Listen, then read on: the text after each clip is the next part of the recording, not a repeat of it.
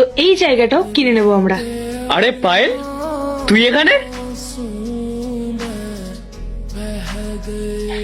রাহুল, তুই? আরে কতদিন পর তোকে দেখলাম, কেমন আছিস তুই? আরে আরে করছেনটা কি? ম্যাডাম আগে হাত ধর, শ্বাস ফেলেন কোথা থেকে আপনি? ম্যাডাম এখন কোনো সাধারণ মেয়ে নয়, এখন উনি সরকারের প্রতিনিধি। সরি রাহুল, এই হাত দিয়ে না আমি শুধু বড় বড় ফাইল সাইন করি।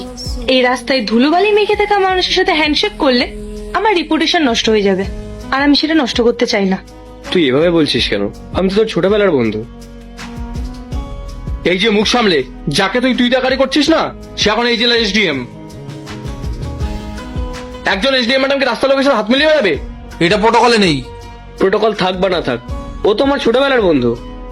পায়েল, আমি জানতাম রে তুই জীবনে ঠিক অনেক বড় কিছু একটা করবি। কংগ্রেচুলেশন ইয়ার। Thank you.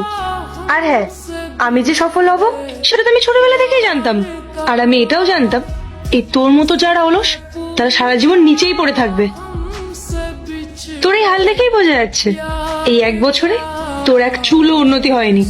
দেখ পায়েল, তুই অনেক বড় একটা অফিসার হয়েছিস, এটা খুব ভালো কথা, কিন্তু এর মানে এইটা নয় যে তুই আমাকে রাস্তার মাঝখানে দাঁড়িয়ে এভাবে অপমান করবি। অপমান? যদি অপমানই হয় তাহলে তাই। তোর লজ্জা করে না? আজ তুই কোথায় আর আমি কোথায়? একজন এসডিএম এর সাথে দাঁড়িয়ে কথা বলার যোগ্যতাও তোর নেই।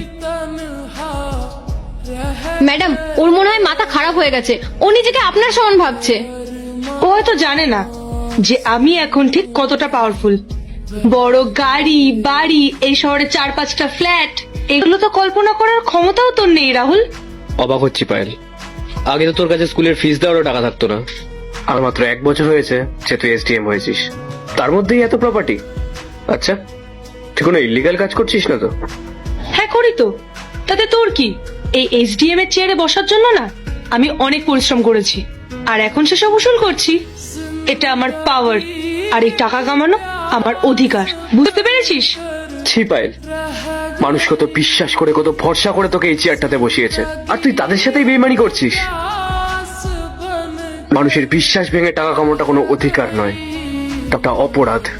এই শোন, তোর এই সস্তার জ্ঞান শোনার সময় আমার কাছে নেই। নিজে তো জীবনে কিছু করতে পারলি না, আর আজ এসছিস আমার ভুল ধরতে। ভুল ধরছি না পায়েল, আমি তোকে সাবধান করছি। একটা সত্যি কথা বলবো, তোকে যখন দেখেছিলাম না, আমি সত্যি মন থেকে খুব খুশি হয়েছিলাম, কিন্তু এখন আমার মনে হচ্ছে তুই এই চেয়ারে বসার যোগ্যই নস।